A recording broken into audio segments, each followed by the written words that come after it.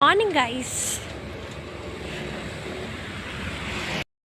कैसे हो आप सभी लोग? बढ़िया, मैं भी बढ़िया। आज सिर धो के आ रखी हूँ भाई। आज लग रहा है मेरे को मेरी बस छूटेगी, क्योंकि मैंने अभी लाइवली क्वेश्चन देखा तो वो हमारी सराउंड का था, तो फिर शायद आज तो मैं लेट हूँ। भागती हूँ मैं बात में बात कर। आज मेरा स्टेट्स का पेपर है, जो कि काफ़ी मुश्किल लगता है केस स्टडी और क्वेश्चन सॉल्विंग में। यहाँ पे पेपर सेट करते हैं तो वो भी मुश्किल करते हैं, तो जाके पढ़ूंगी। आज सुबह भी मैं 6:30 बजे उठी हूँ, तो पढ़ी कहाँ, नहाने धोने में लग गई। गाइस मैं तो खड़ी हो गई हूँ, मुझे यूँ नहीं पता बस छूट गया या फिर बस छूट गया तो मेरे को रोडवेज से जाना पड़ेगा। मैम से पूछूंगी अभी।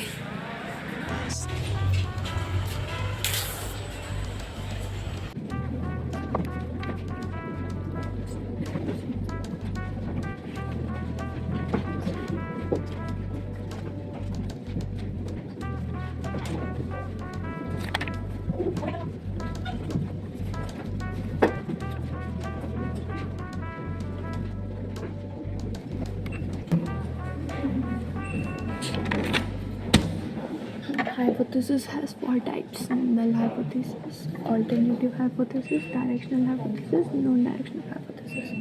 Null hypothesis क्या होता है? Hypothesis जो कि assume किया जाता है true. It may be in fact be either true or false based on sample data. बाद में पता। Alternative hypothesis क्या है?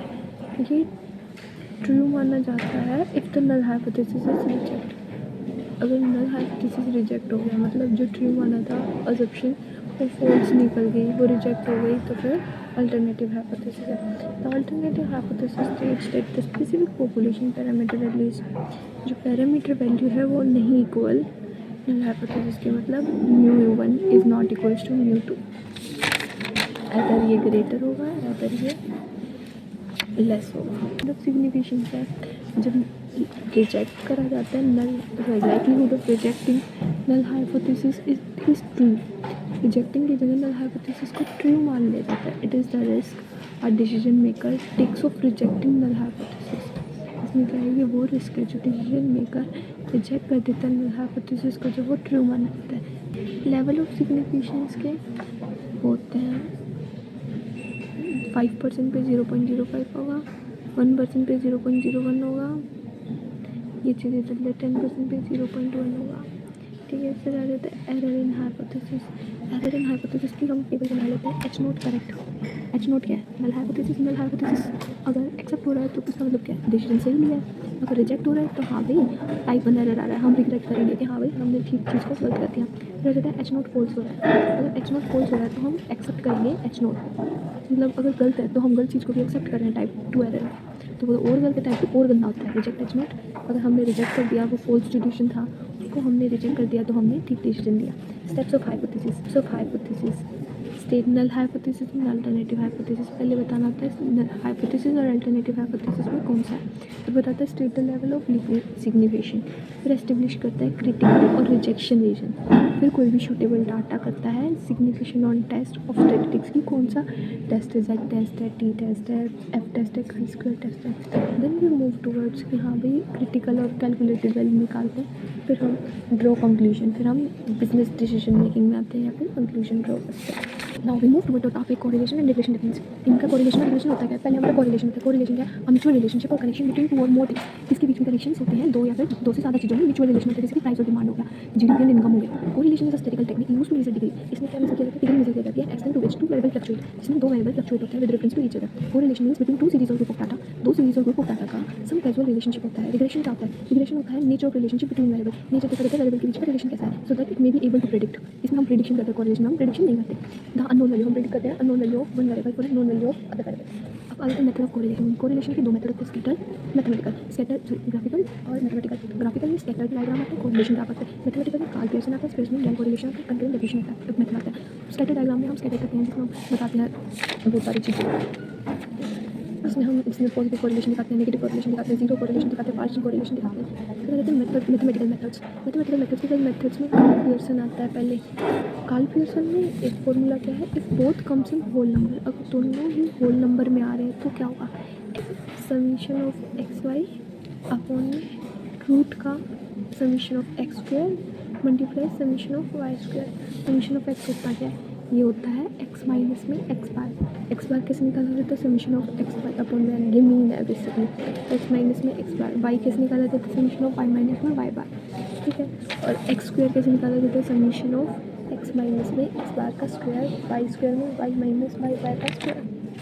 Then mean comes in fraction और एक्चुअल मीन मेथड। जब मीन एक्चुअल मीन मेथड में आ जाए तब, ये फ्रैक्शन में है, वो होल नंबर में पढ़ा, अब हम फ्रैक्शन की फॉर्म में पढ़ रहे हैं। फ्रैक्शन की फॉर्म में क्या आता है, एन अंडर स्क्वायर में D X dot D Y minus में D X dot D Y, समझ रहे हो।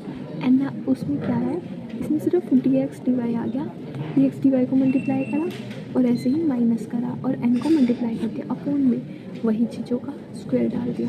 Summation of N summation of D X का स्क्वायर माइनस में समीशन ऑफ डी एक्स का होल का स्क्वायर, ठीक है। फिर अंडर में रूट, ऐसे में N summation of D by square minus में दिस। ये तो हो गया। डी एक्स क्या से निकलता है हमारा, एक्स माइनस में ए क्या है हमारा, एज्यूम्ड मीन।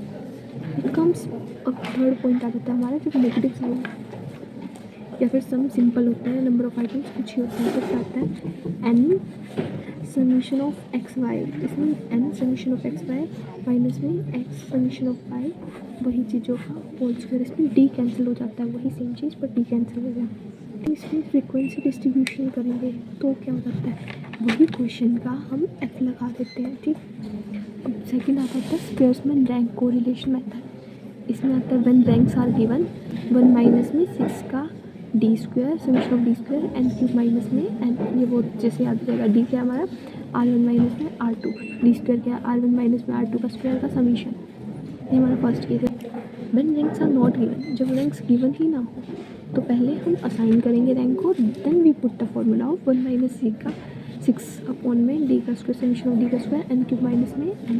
पहले अगर रैंक गिवन ना हो तो रैंक को असाइन करेंगे, फिर वो वाला फॉर्मूला पुट करेंगे। When equal values of tie up value given, अगर इक्वल वैल्यू आ जाती है, दिस इज़ द डिफरेंस, अगर इक्वल वैल्यू आ जाती है तो क्या होता है, 1 माइनस में 6 का summation of D square plus 1 upon में 12 एम क्यूब माइनस में एम, ऐसे ही फिर से 1 अपॉन में 12 एम क्यूब माइनस में एम, और ऐसे ही एन टर्म तक पहुँचाना है अपॉन में एन क्यूब माइनस में एन, ठीक है। फिर से देखते हैं, 1 माइनस में 6 का डी स्क्वायर, ठीक है, 1 माइनस में 6 का डी स्क्वायर अपॉन में एन क्यूब माइनस में एन, वही है, पर हम क्या लगा देंगे, प्लस में क्या ऐड हो जाएगा, 1 अपॉन में 12 एम क्यूब माइनस में एम, और ऐसे ही हमारे एन टर्म तक ये जाते जाएगा। ये हमारा थर्ड केस है।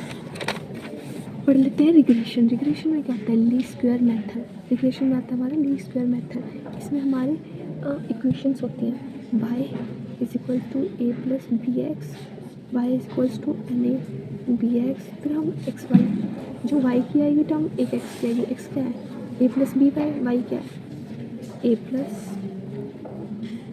B x. तो अब हम एक्स वाई करेंगे तो फिर हम एक्स को वाई को मल्टीप्लाई कर देंगे इसमें, तो फिर क्या आ जाएगा, A summation of X plus B X का स्क्वायर, ठीक है। फिर हो जाता है B on Y on X, फिर दो चीज़ें होती हैं, एक तो वाई ऑन एक्स, एक एक्स ऑन वाई, ठीक है। बी वाई एक्स क्या होगा हमारा एन, फिर हमारे फॉर्मूला होता है प्रॉपर रिग्रेशन लाइन, जो मेन इंपॉर्टेंट चीज़ है, वाई माइनस में Y bar equals to B Y X, X minus में एक्स बार, ठीक है। और ऐसे ही एक्स माइनस में X bar equals to B X Y, Y minus में वाई बार, ठीक है। फिर आ जाता है difference between correlation and regression. Correlation का होता है known the degree and direction of relationship between x and Y, degree और डायरेक्शन दोनों बताता है। रिग्रेशन क्या करता है, रिग्रेशन प्रेडिक्ट करता है value of dependent variable for given value of independent variable. Cause and effect does not assume cause and effect, but regression does cause and effect. Relationship between two variables, prediction does not help in making prediction, correlation prediction नहीं बनाता, regression बनाता है। Symmetry correlation में R X equals to R Y X होता है, but ये asymmetry होता है, ये नहीं होता। R Y X not equals to B by X, ये चीज़ें नॉनसेंस चीज़ों को भी एग्जिस्ट कर देते हैं, जैसे कि इनकम हो गया और wife of height, wife of weight, और ऐसे ही ये does not exist nonsense things. ये इंडिपेंडेंट चेंज ऑफ ओरिजिन और स्केल है, ये इंडिपेंडेंट ऑफ ओरिजिन है बट डिपेंडेंट ऑन स्केल है। वेरीज बिटवीन कोरिलेशन प्लस -1 से वेरी करता है, ये -1 और +1, और ये नॉट नेसेसरी, इसका कोई फिक्स नहीं है। बस ये था हमारा कोरिलेशन और रिग्रेशन का टॉपिक। बेशक कैसा ही गया हो, हम पर पेपर होने की ख़त्म होने की खुशी एक नेक्स्ट लेवल की है।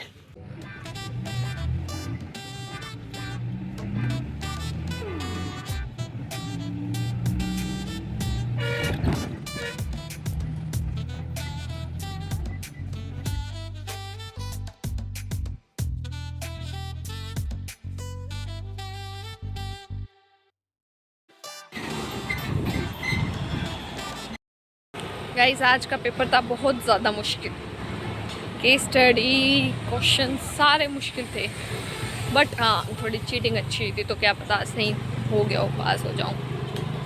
भगवान पास कर देना प्लीज़। लास्ट पेपर था जो रिटर्न था, जो याद करने वाला था, अब इतनी भड़क नहीं है। मेरी बस छूट गई होती, क्या हुआ बस के साथ, बस मेरी रह गई। मैंने पूछा अंकल से कि बस तो नहीं गई, वो बोले हाँ बस तो चली, ये वाली मक्का भाई रोडवेज जाती हूँ। फिर देखी, फिर मक्का यार किसी से पैसे लेने लगी कि हाँ भाई मैं आपको पेटीएम कर दूँ कि आप वो कर दो, फिर वो चीज़ होगी। फिर इतने में देखी मक्का भाई बस, मैं ऐसी भागी भाई नेक्स्ट लेवल। मक्का भाई बस छूट जाएगी, फिर वो शुक्र है ना मैंने पैसे दिए ना उन्होंने दिए, हेल्प लेने की ज़रूरत ही नहीं पड़ी। आज मैं वक्त से पहले घर आ गई हूँ।